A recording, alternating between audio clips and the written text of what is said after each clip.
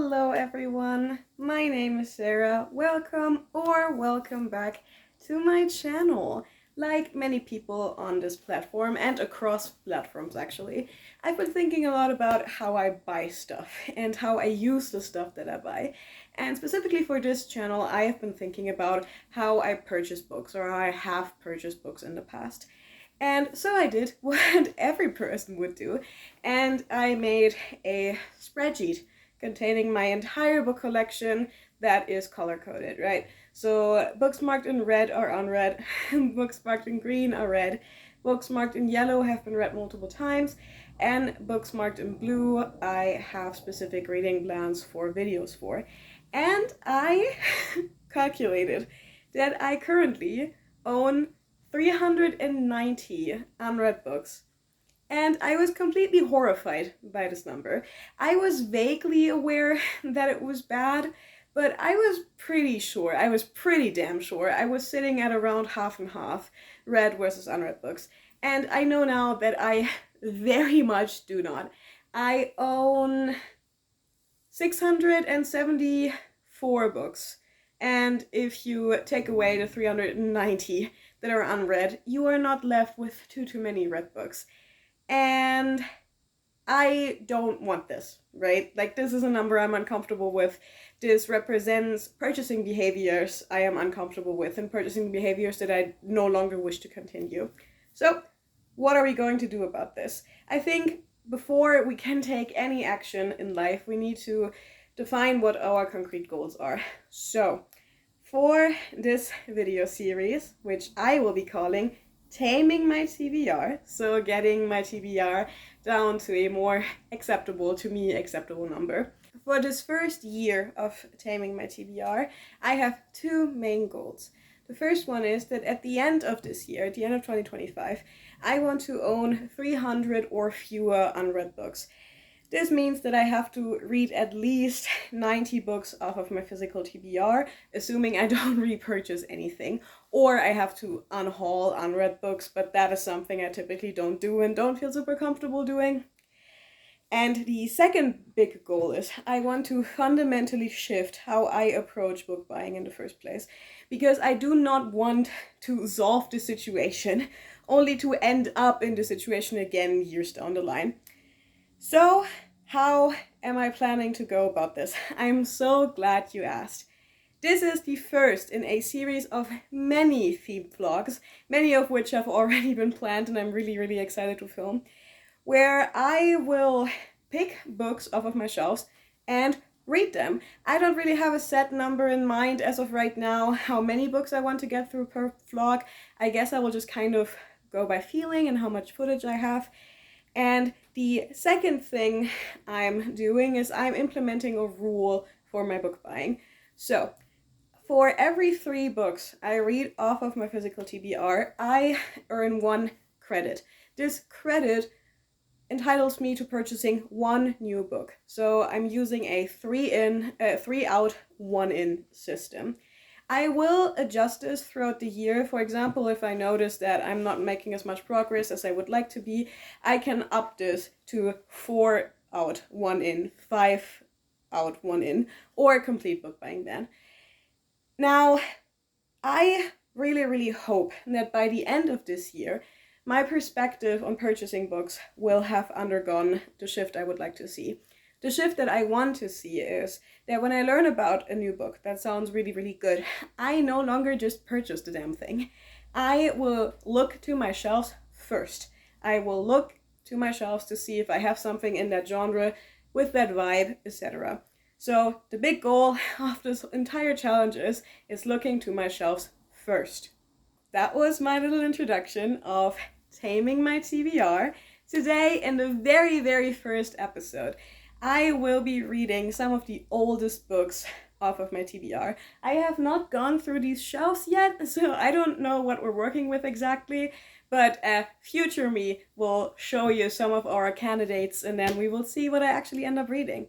So, if that sounds intriguing to you and if you want to go on this massive journey of reading down my TBR with me, keep watching and subscribe. Okay, As I have just mentioned, I have a fuck ton of books on my shelves that could work for this video, but I do have a few books in mind that I really want to get to sooner than later. The first one of those is Transcendent Kingdom by Yagasi. Then I have The Three-Body Problem by Shishin Liu. I have owned this since 2018, I believe.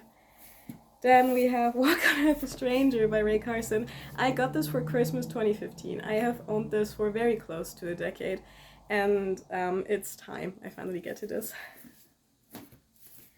Supper Club by Lara Williams. I bought this originally because it has been compared to Bunny a bunch of times, and I tried to read this on 3 separate occasions, and I never made it past page 20. So this might be a DNF, because I'm trying to learn how to DNF in order to get these books kind of out of my house and into the hands of someone who would enjoy them more.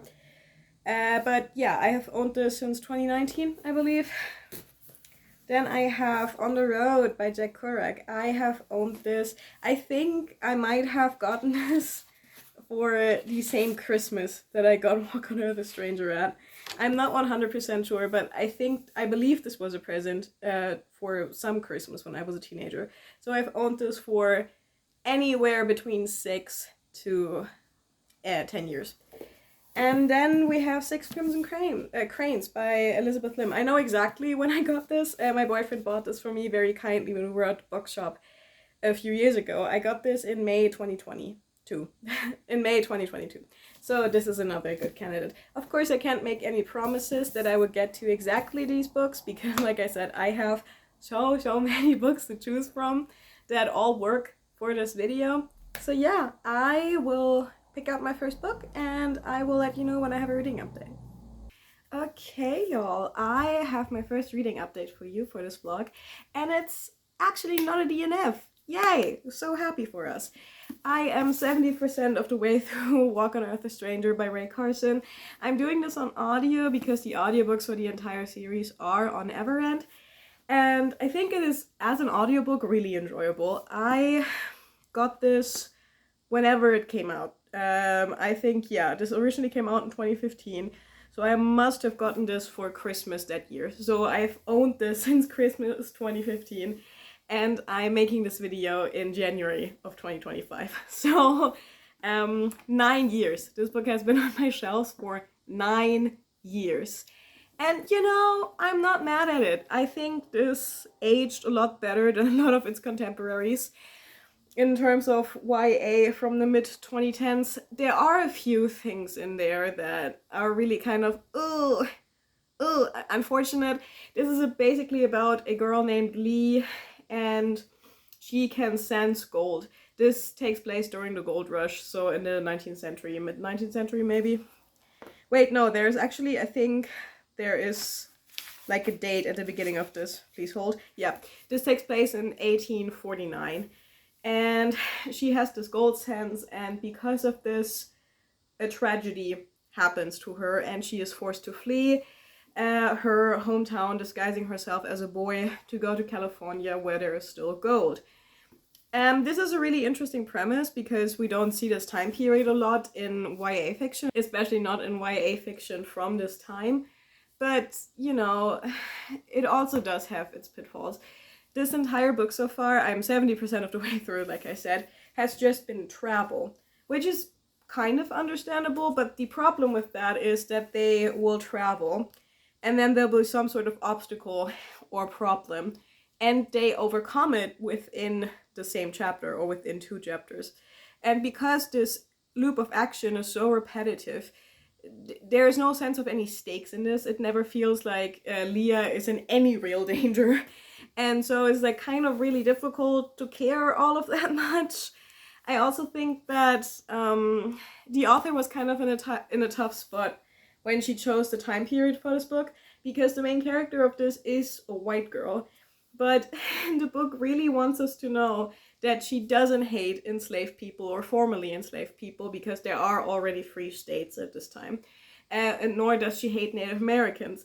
But it is so ham-fisted and so heavy-handed, and it doesn't seem like Leah learned these attitudes. It's just that she thinks them because her dad wasn't racist, and that just really ignores the greater the greater context that you grew up in. And yeah, I don't know. There's a lot of kind of icky stuff with that. And the other thing is that Leah is disguised as a boy, as I've already mentioned. And this book hints at the fact that she is really uncomfortable with presenting in a way that doesn't align with her gender identity, because she very much identifies as a girl and she likes being a girl. She wants to be a girl. She's a cis girl.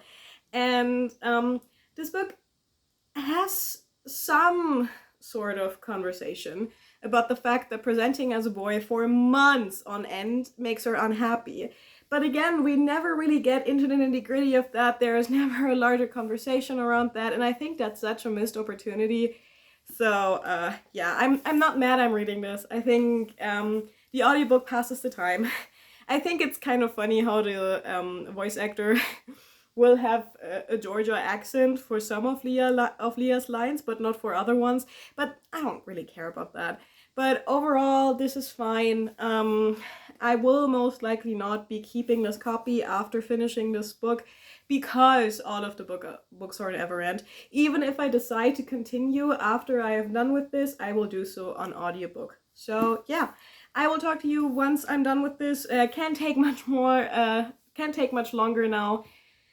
But I don't know if I will have anything else to say then. But yeah, see you in a bit.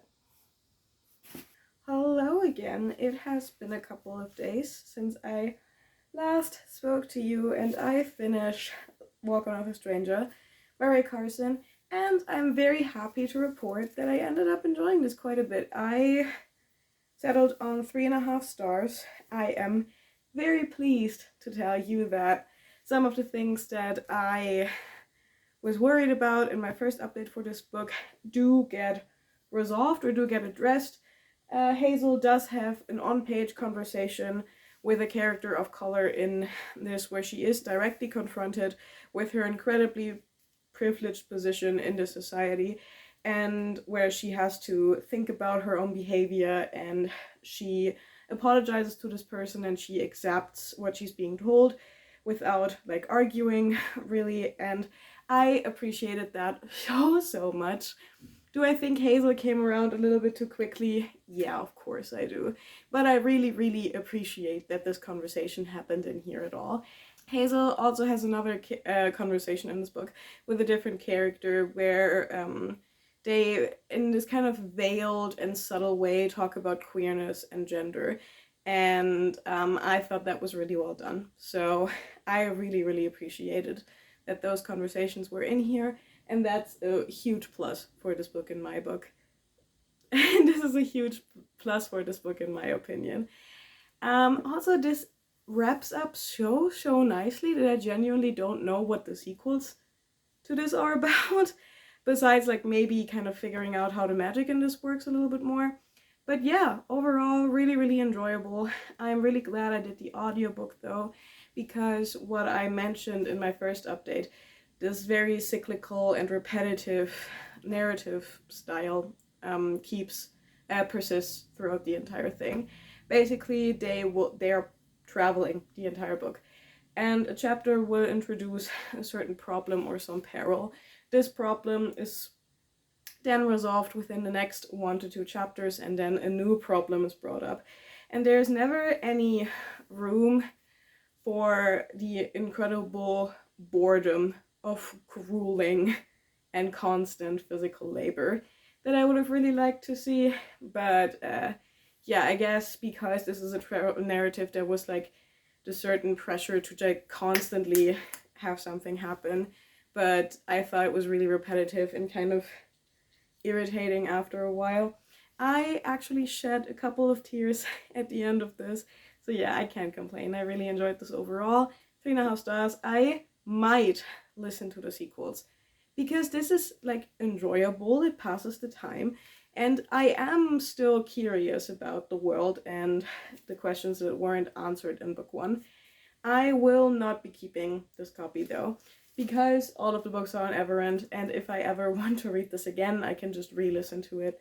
But I think this would do better in someone else's hands. And this is in perfect condition too, because I didn't read this physical copy. A couple of days ago, I also just so happened to pick up Anatomy by Dana Schwartz, because this is on my 25 books to read in 2025, and I was just in the mood for it. It sounded like something that I wanted to read.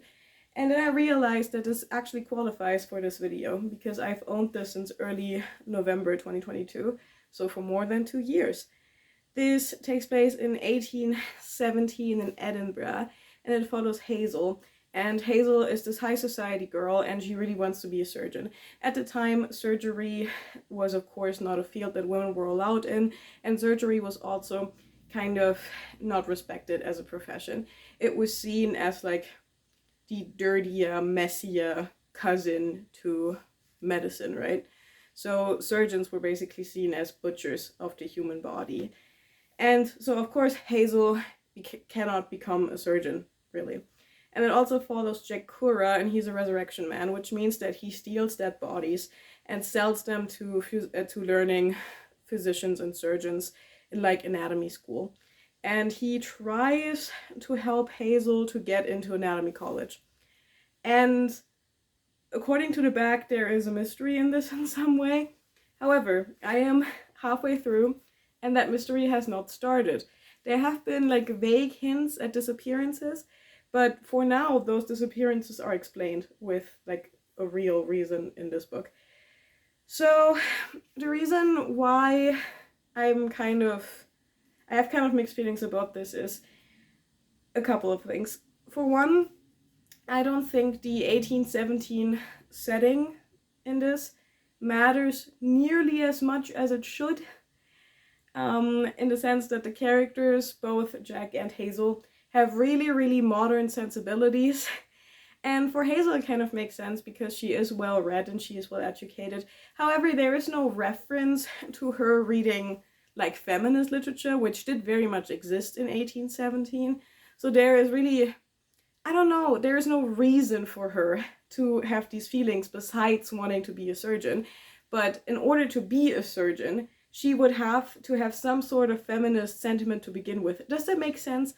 And I kind of want to be careful with what I'm trying to say here, because I do believe that the quest for freedom is innate, and that all oppressed people all over the world at any point in history did have a drive to free themselves from that. However, while Hazel is oppressed as a woman, she is incredibly privileged socially, and she has been challenged about this on like one occasion, but it didn't really seem to affect her or the narrative very much. And yeah, I don't know. I will have to finish this book to like form a real opinion on that. And in the same vein, I think as of right now, Hazel herself and this narrative really lacks empathy for Hazel's mother. It is trying to paint Lavinia, I think her name is, as this absent and almost abusive and cruel mother, but she is very clearly depressed. And she is terrified for Hazel's future. She is absolutely terrified, because if Hazel doesn't secure her future and Hazel's father dies, Hazel and her mother will lose everything that they own, even though the money originally came from Hazel's mother's side of the family. So it's her money. And I think so far we have not really delved into the nitty-gritty of that, but there is still time, and I think that Lavinia's character, so Hazel's mother, is a great opportunity to really get further into the feminist messaging of this book. But yeah, I really hope that is expanded upon. I really hope that's an opportunity that ends up being taken. Another thing that I've noticed about this book that I really don't like is that it feels really, really dated. Not in the sense of the setting. This feels like the type of YA that would have been published 12 years ago. And this is so 2013, 2014 in the prose and the characterization. In Hazel being not like other girls and constantly talking shit about other women. And there is a lot of the scenes where Hazel kind of rebels against her role in society are very much "and then everyone clapped." It is so unbelievable. And they're supposed to be these badass mic drop moments, and they just come across as incredibly cringe. And I don't know, this feels so dated. But yeah, I still have half the book to go. Right now, this is sitting at a 2.5 star, I guess. So I will talk to you once I'm finished with this, and hopefully I will have better news then. See you whenever. Hello everyone, welcome back to my living room. We have not been in here for quite a while. I don't think we've ever been in this particular corner of my apartment before. So yeah, I just thought I would film here today. I have to talk to you about Anatomy by Donna Schwartz. That is the washing machine. Please hold. Okay, I have to talk to you about Anatomy by Dana Schwartz.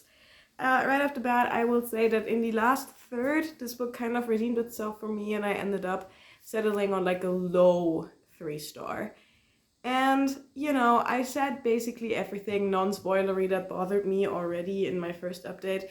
This feels incredibly dated. The feminist discussion in this is incredibly shallow and completely ignores women that don't live exactly like Hazel. And this book also pays vague lip service to Hazel's privilege, but never actually discusses anything at all. There is some indication that her love interest, who is poor, resents her wealth and her privilege, but again, this is never expanded upon because nothing in this book is expanded upon. And I think what really irks me the most in this is that nothing in this book matters. Nothing until the very end has any tangible consequence. Something will happen, and then it just resolves itself. And typically the characters aren't even particularly active agents in these resolutions, they just happen. Even at like the very end, something is given to the protagonist that solves the big issue. It's just given to her. And that is so irritating for me to read. Everything in this is so convenient. Everything works out just perfect for Hazel all the time. And some of that can be explained with the amount of privilege that she has, and some other things cannot. And I would honestly argue that her privilege and her place in society, or the place that society wants her to inhabit, would have made some of the things she does in this book harder/impossible. I'm trying to be vague because, you know, I don't want to spoil anything in this. And what annoys me the most, right? The ending of this book makes me want to read the sequel. And that I did not enjoy this book very much. So, that the really good ending is kind of tricking me into reading book 2. I have book 2 on my Kindle, and I've had book 2 on my Kindle for a while. So it's not like I'm buying it, and I wouldn't buy it. But I have already started book 2. I'm like 5% into that. That's 2 chapters or so. And what I will say already is the prose has massively improved between books 1 and 2. So that's awesome. And I think that if she, Dana Schwartz that is, if she is smart about it, I could actually enjoy book 2 quite a lot. So that was my non-spoilery thoughts. I would put like a very small spoiler section in this update that I will just title a non-comprehensive list of crimes that this book commits. 1. Hazel disguises herself as a boy to go into anatomy school. She is then discovered and has a complete breakdown about this because her whole identity of being a surgeon has fallen apart. This matters for 2 chapters because then she just goes to the headmaster of the school and asks nicely if she can enroll. And he allows her to take the exam as a woman. So all she had to do to begin with was ask nicely. So the entire detour of her dressing like George didn't matter at all. Like that brother. So the entire detour of her dressing like a boy and being discovered didn't matter at all. It didn't have to be in this book. 2. In order to prepare for the anatomy exam, she opens a makeshift hospital for the poor in like her family estate. No one, this is crime number 2. Crime number 3 is no one notices this. Number 4 is that her absent mother left the city because she was worried about her younger brother catching this disease. And she left Hazel at the castle. They call it Hawthorne Castle in this, with the groundskeeper, her own personal maid, and the cook. So 3 servants are keeping this entire estate running, and the hospital that has multiple patients at a time that Hazel runs out of her own home is also run by only Hazel and these 3 servants, or only 2 of them really, and Jack is sometimes there. And this made no sense to me, because she is treating these people with a super highly contagious disease, so her servants can't really help with that, or they would get sick and die. So that's crime number 4. Crime number 5. The whole thing about her disguising herself as a boy, which never mattered, and then being admitted to the exam anyway, because all she had to do was ask nicely, and then opens a hospital to study, does also not matter at all, because she never actually ends up taking the fucking thing. So, what do you mean? It's so annoying. And the ending, the one genuinely really interesting thing about this book, the plot twist is incredibly obvious, but I think that's fine, take it or leave it. But crime number 6, 7, and probably the most egregious one, at the end, Jack, her boyfriend in this, is accused of committing the murders that have happened because of her jealous fiance is framing him. And so what happens is that she walks up to the big bad guy, to the villain, and has a conversation with him, and discovers that he has discovered the secret to immortality. And what does he do? The big bad, the villain of the story, he gives her some of his immortality portion. And he justifies this by being like, but Hazel, if you were immortal, you could become a girl surgeon in 200 years, and wouldn't that be nice? So, Jack is in prison, right? And he is being hanged for the crime that he has supposedly committed. And Hazel was just randomly given this immortality portion. You see where I'm going with this, right? She gives it to Jack, and so that Jack ends up being hanged doesn't even matter. Nothing in this book matters. Everything is just given to Hazel for no reason. And also, crime number 8, 9, whatever. When she runs this hospital out of her home, no one notices, as I've already mentioned, and no one gossips about it. Mind you, Hazel is supposed to be this high society lady who constantly has to mind her status, right? That's the entire thing in this book. That's the entire conflict. And it never comes up. It doesn't matter at all. It doesn't matter. Nothing matters. And I think that's what I was trying to say in my first update, that the historical setting is window dressing in this, because it never matters. It never matters when it should. And also, for the most part, this, besides specific scientific besides specific scientific terminology, this might as well have been set in 1717 or in 1917. The setting in this did not matter at all. Nothing mattered. Everything was so easy and so convenient. But I still want to know how it ends. I still want to know. So yeah, ranty 3 stars. I feel like my review of this book and my rating of this book do not match up at all. So I want to make sure that you know that I did enjoy this. I just think that as soon as you think about any of this, for a second it falls apart. And I think that's a real shame. So yeah, that's that. I have no idea what to read next.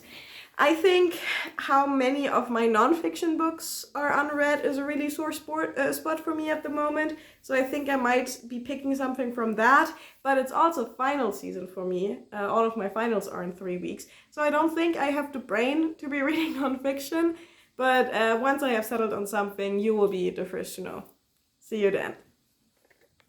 Hello. I have not talked to you in a couple of days, but I have a book update for you. I have started and finished book 3 for this video, and that was Luster by Raven Lalani. I'm sorry that I didn't update you on the halfway point through this like I usually would.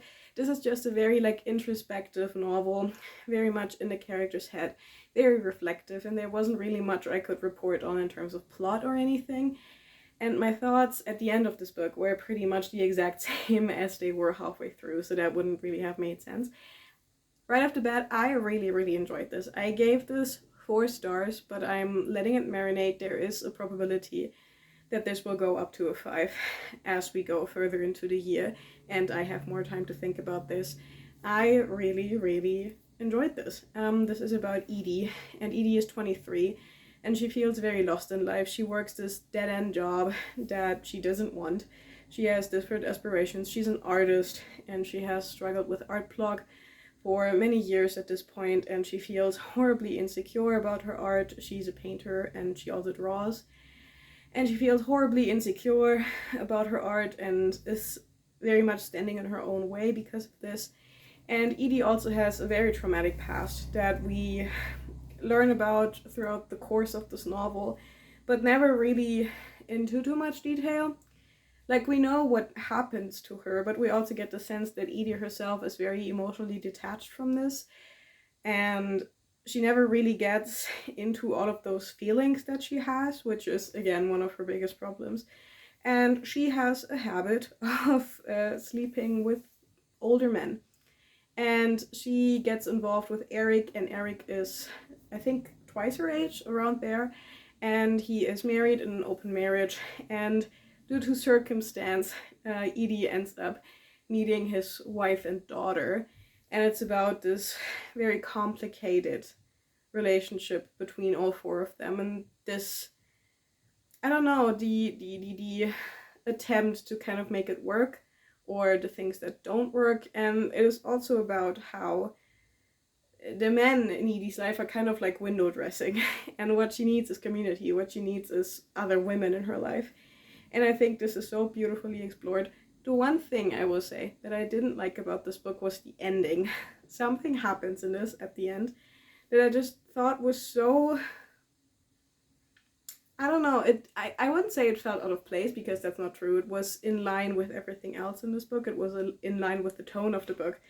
But it kind of felt like the saddest possible option for this book to end. Not the saddest possible, but one of the saddest ways this book could end. And I think throughout this entire book, I kept expecting this big catharsis to happen, right? And for Edie to turn her life around. And that does not happen. At the end of the book, it's maybe just about to happen, but hasn't happened yet. Which, of course, is a really interesting place to leave this narrative on. But it's also kind of unsatisfying. So yeah, overall really enjoyed this. Absolutely beautiful prose, very complicated and messy character. The ratings on this are kind of low, and I don't understand why. I haven't looked at the negative reviews yet. Just know I don't agree. I think this is a really good book. So yeah, 4 stars for me, and another book down. Yippee! That I have already read 3 books also means that I have made my first credit to buy a new book if I wanted to. So it's been going really well, actually. I have also already started my 4th book for this video, and that is Things We Say in the Dark by Kirsty Duggan. Technically, this wouldn't count for this challenge because I haven't owned this for a full 2 years. I've only owned this for a year and 10 months, but we're not being that pedantic. I'm just not doing that. This is a collection of short stories which might or might not be interconnected, I'm not sure yet. This is basically divided into 3 parts titled The House, the Child, and the Past, and the stories in each part kind of are around that topic and that theme, and are different realizations of that theme. And what I believe might be happening is that in the first part, The House, we get part 1 of the story, and then in the Child, the second part, and in part 3, The Past, the third part, so that each story in this kind of comes in 3 parts. But I don't know if that's the case. Interspersed between each of the stories is also an additional story, which is the story of the author, who might or might not be Christy Logan herself. I am still in part 1, The House. I am on page 85. That means I am just about to start the last story in part 1. And so far, I am enjoying this a lot. The prose is really nice. Very, very Angela Carter. Like, that's kind of the vibe you're getting in here. My favorite stories in here so far were My House is Where the Lights End, Birds Fell from the Sky and Each One Spoke in Your Voice. That one was incredible. That one was really, really, really good. And I loved the second story, Things My Wife and I Found Hidden in Our House. Oh, and the first story, actually. Last one, To Leave, Please Turn Off the Lights. That one was really, really interesting in terms of structure. And the second one, Things My Wife and I Found Hidden in Our House, I really, really liked up until like a folklore element was introduced. That felt really forced and shoehorned in there, in my opinion, and that really disrupted the flow of the entire thing. Because a lot of these stories are folklore based, and I think in that particular example I would have preferred if it had been a more straightforward or more traditional horror narrative rather than the folklore route that it ended up taking. So yeah, I'm really, really enjoying this. I think it's really good. I think it's beautifully written. It's an incredibly quick read because all of the stories in here are so short. From flipping through this a little bit, I have also seen that some of the later stories also begin to play with format. There's a story in here that has a lot of footnotes, and there's one story that is largely or entirely written in bullet points, which I think is really cool. So yeah, really enjoying this. Really interesting themes so far. Like, when it comes to horror and to like spooky stuff, the house is like my thing, right? It's like the theme I'm the most fascinated with.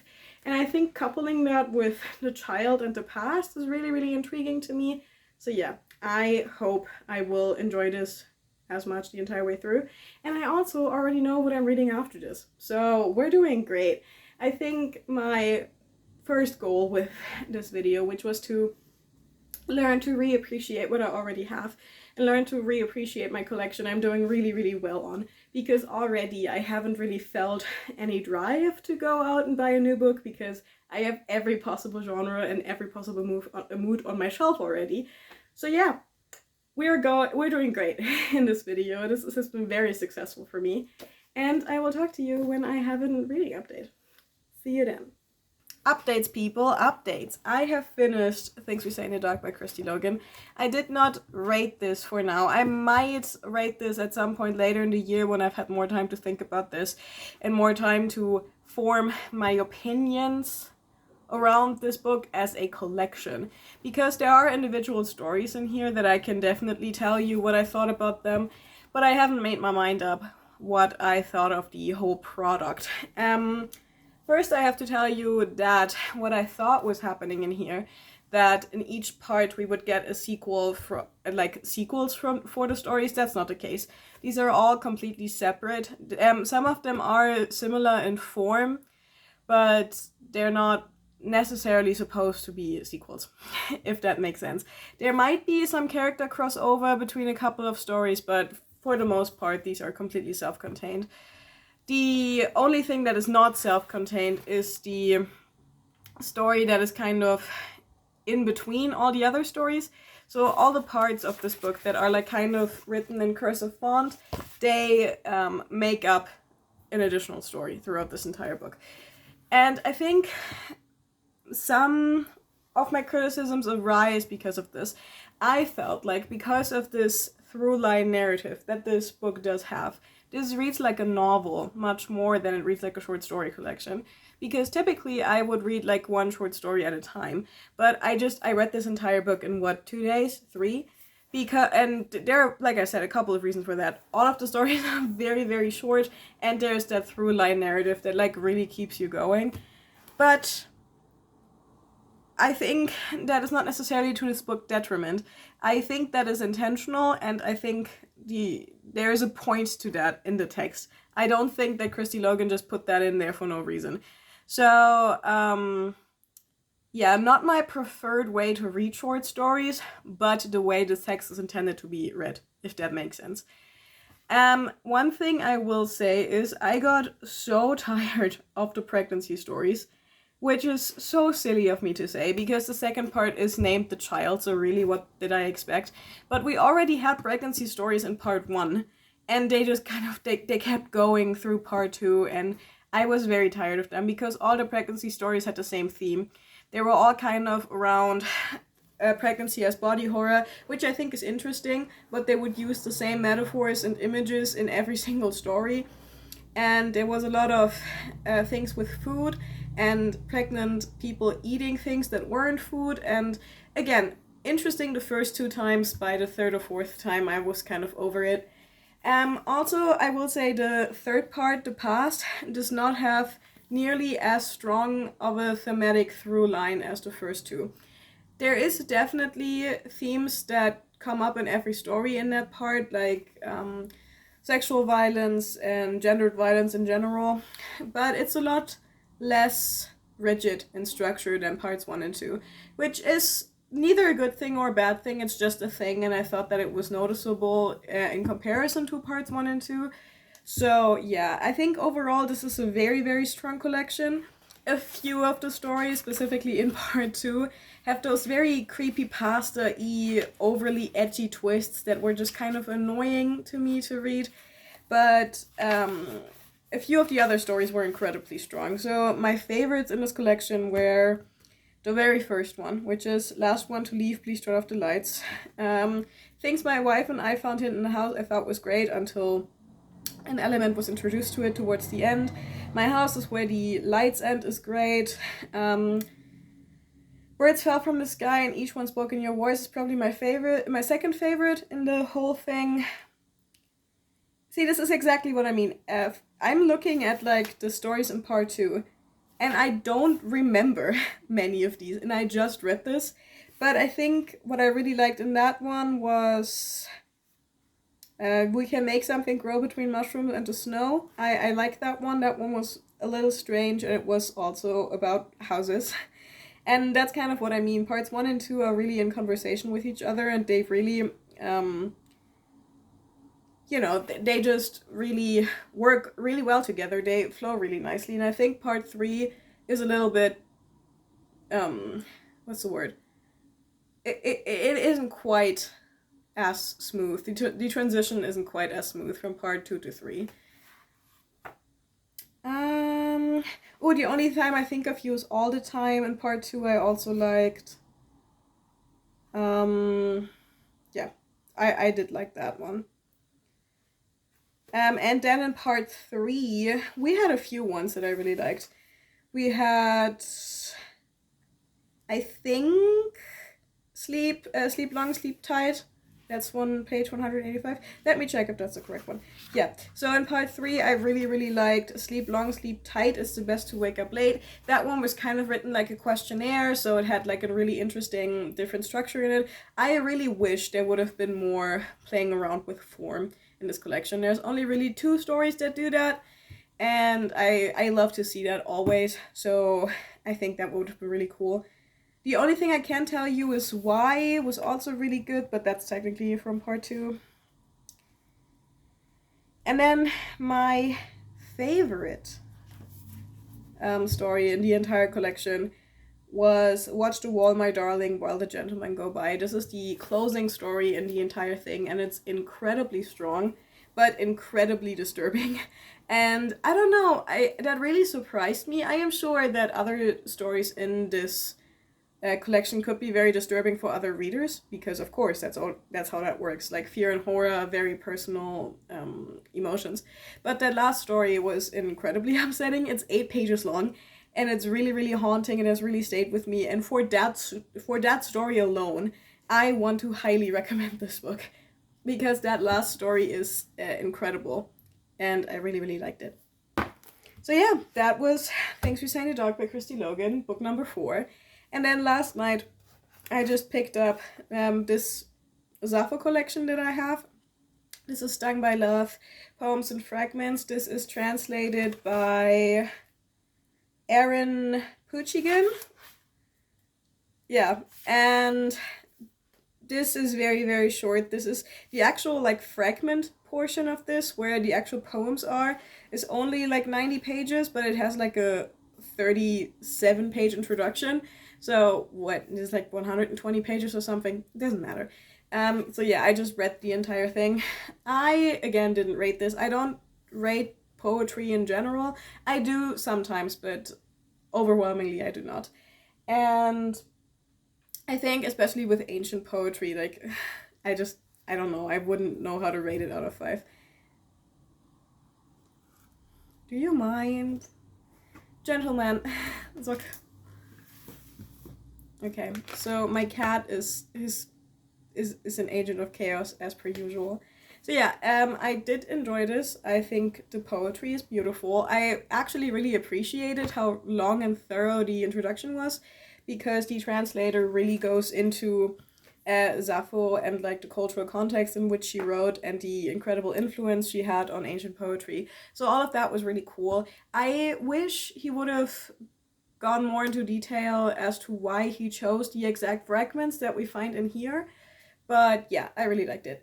Every poem / every fragment also has a comment on this side, where the translator kind of explains why he chose certain words, and he really goes into like the linguistics and phonological stuff, which is really, really cool and I really appreciate. So I think this is a really good introduction to Sappho's poetry and maybe ancient poetry in general, because he really explains a lot.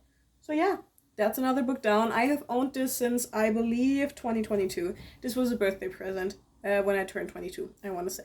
So yeah, that is 5 books down. It has been going really, really, really well, and I'm really proud of my progress so far. However, I'm filming this little clip on the 24th of January 2025, and I have final exams for my university semester starting on the 3rd of February, so in 2 weeks, 10 days or something. So I will be very busy for the next few days, and I might not be reading at all. But yeah, you'll be the first to know if I do. Talk to you then. Hello everyone. It has been days since the last time I spoke to you. My cat is on my lap, so sorry if you can like see her tail swish over my face. Also, I'm wearing like a new lip liner and lip oil combo, and I really like it. It's very pretty. Anyway, so I have not talked to you in a couple of days. I'm like in the trenches in terms of finals. I have so much shit to do, so I have only been reading like at night before I go to sleep, and then I really didn't feel like turning camera on to give you any coherent update thoughts. I was just reading brain off just for pleasure, right? But I finished over the course of like 8 days 6 Crimson Cranes by Elizabeth Lim. I have owned this since May 2022. This was a gift from my boyfriend, and like the actual like the physical object of this book is absolutely gorgeous. Like the cover, the spine, the back, and even the naked hardcover has like a beautiful spine. So this is a beautiful, beautiful book as an object. And you know what? I enjoyed this fine. This is about Shiori, and Shiori is the princess of, of Kyoto, and she has magic that is forbidden in the land. And something happens that leads to her stepmother cursing her and her 6 brothers, turning her brothers into 6 Crimson Cranes. Even though they're not crimson, they only have a crimson bit on their head anyway.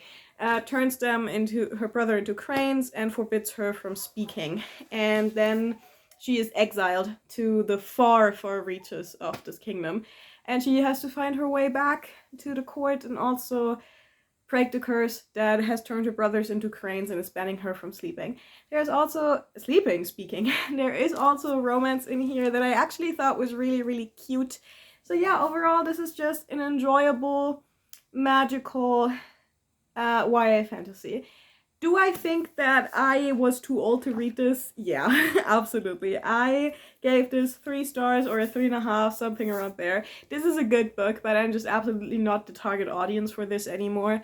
And I would have, even when I was 16, 17, I think, I would have been a little bit too old for that. So I think this is like medium range YA. Like 14, 15, I think is a great age to read this at. So I think there's some interesting stuff in here. I like all of the sort of mythology that's in here. I like how important stories are too in the story. I like the exploration of family and what that means, and of loneliness and of isolation. I think the idea that Shiori can't speak, or she can't even not speak, she can't make any sounds, is really, really cool. And for the most part, she like really, really, really sticks to that. There are no plot holes in that, right? But the one thing I will say is I think she's also not allowed to write anything down pertaining to the curse, like her own name. What I will say is her complete inability to communicate via like vocally or via writing is really not as big of a problem as it should be. For some reason, she makes it very clear what she means using only like hand movements, not sign language, but just like vague hand movements that everyone around her understands, and she has no trouble communicating any of her thoughts, and I thought that was awfully convenient. But yeah, this wasn't bad. I enjoyed it fine. I have the sequel on my Kindle, and I do think I will read that at some point, but I have noticed that the rating of this series completely tanks at book 2. This is at like a 4.19 or something, which is very, very high, and at book 2 is at a 3.78. So I'm really, really curious what happened in book 2. I have a feeling that she's going to make a character from this a love interest in book 2, which I don't want.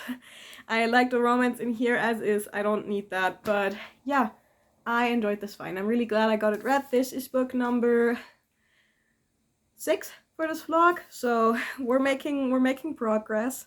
I think I want to get 1, maximum 2 more books read for this vlog, and then we're done. I am also just under, no, exactly 100 pages into The Three-Body Problem by Cixin Liu. This is so gripping and so interesting that I can only read like 10 pages of this here and there, or I will just sit down and read and not study. This is incredible so far. I was terrified of this book for so long because it was always described to me as incredibly complex and in terms of the science and really, really difficult to understand.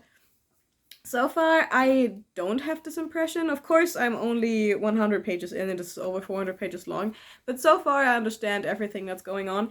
There is, the first part of this book kind of is set during the Chinese Cultural Revolution, and I'm assuming if you just if you are missing the historical context there, you're gonna be kind of confused what's going on.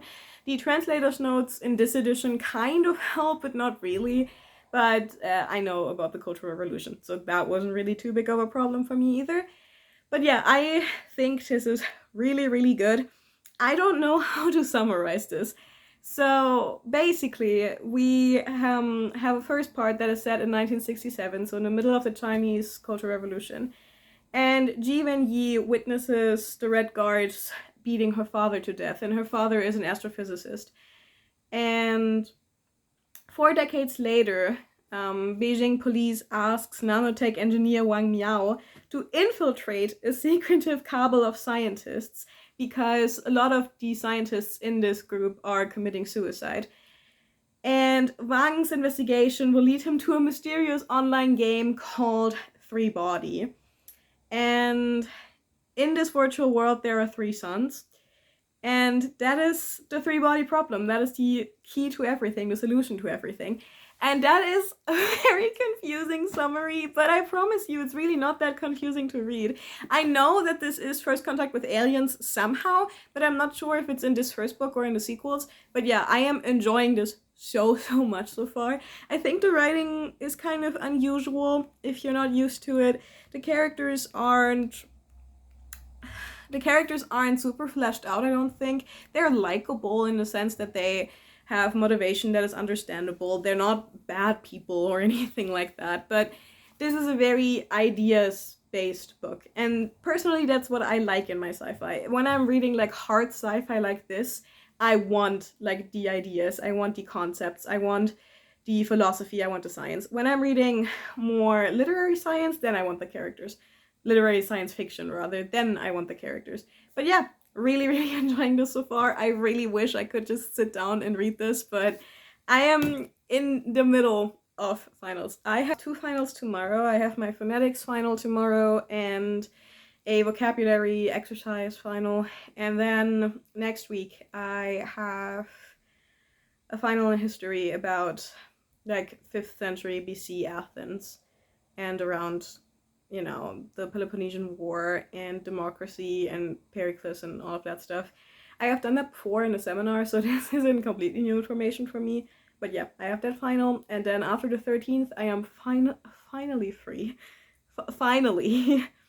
So yeah, I will probably talk to you whenever I can, whenever I have an update. It's very possible that tomorrow, after final number 2, I'm just going straight home and reading, because I think I really need the break for like the one afternoon. So yeah, I will talk to you then. Bye-bye. Okay, so I have one final update for you. I finished a 3-body problem and I loved it. I loved it so much. I'm giving this 4.5 stars for now. I am very, very open to bumping that up to a full 5 once I have continued the series, because this book does so much setup and heavy lifting.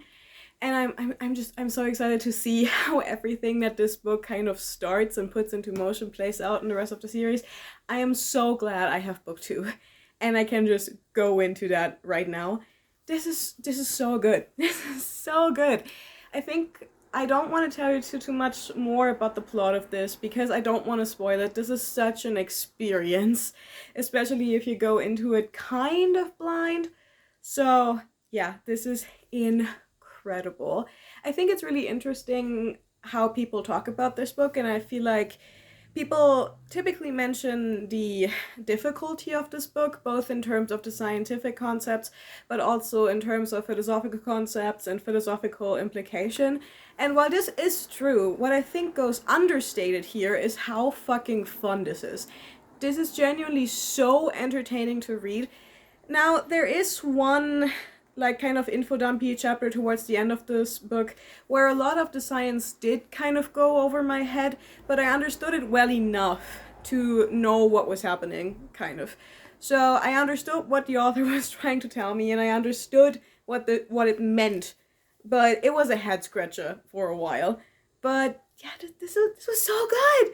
And I've also heard that people disliked the characters in here and thought they were kind of flat. And honestly, I think the characters in this do exactly what they need to do. There is so much going on in here in terms of science and concept that introducing extremely complex character arcs into this would really bog the book down, in my opinion. And I also think that there are complex character arcs in this. And there is one character in here, his name is Dashi. This translation doesn't have tone indicators, so I'm not sure if it's whatever. So, and I love him. He is such a, he's just such a rascal. And yeah, I don't know, I really enjoyed the hell out of this. I think this is great. I think all the characters are enjoyable enough.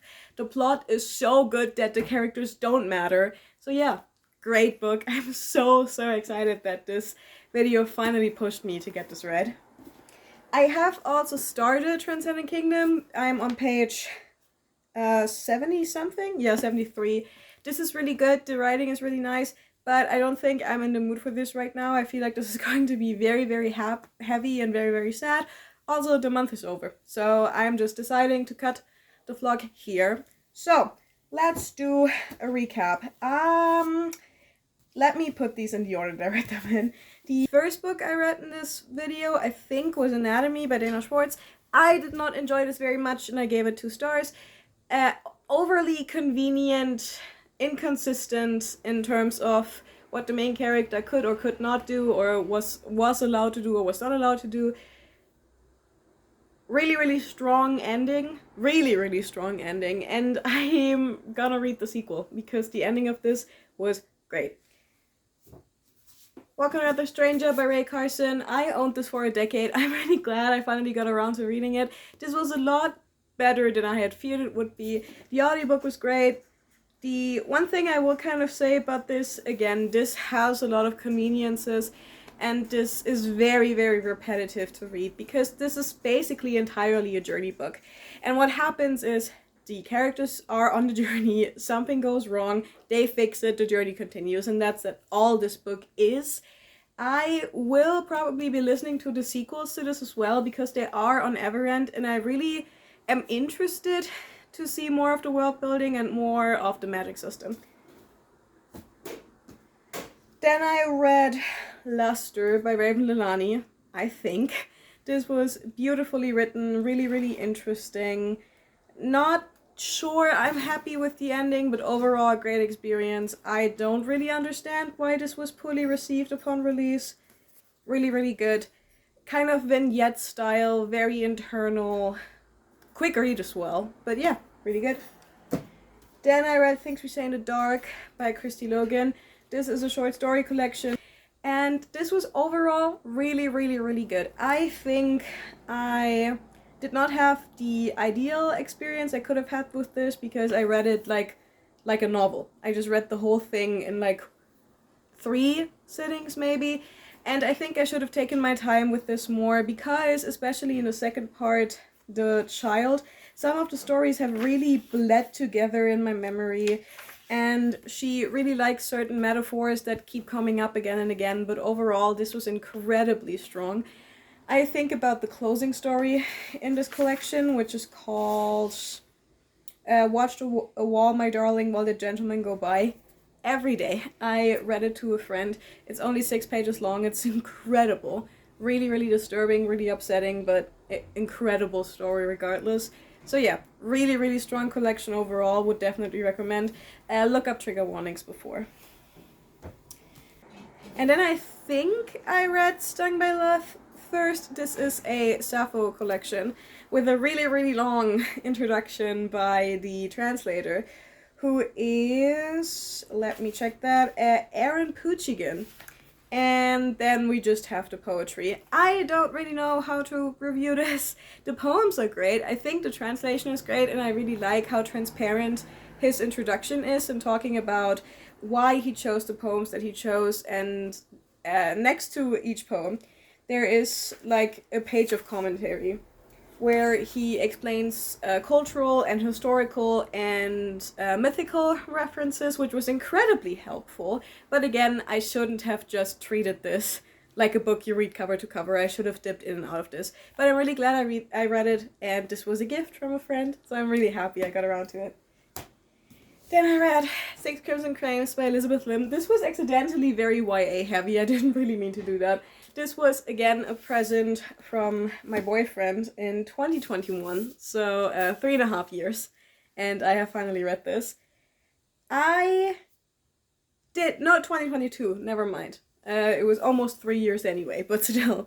I did enjoy this when I was reading it. I also have a copy of this on my Kindle, so I did read it both digitally and physically, and this was fun overall. Very kind of like nostalgic feeling, right? Really, really cute romance, endearing characters. Yeah, happy I read it. And then we have the standout of the whole video, The Three-Body Problem by Cixin Liu. I am so fucking happy I finally read this. I have owned this book since 2018, like this exact copy, and I'm so happy that I finally got this read.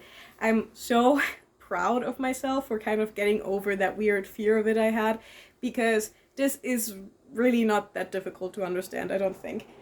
So, let me stack these up. So, in this first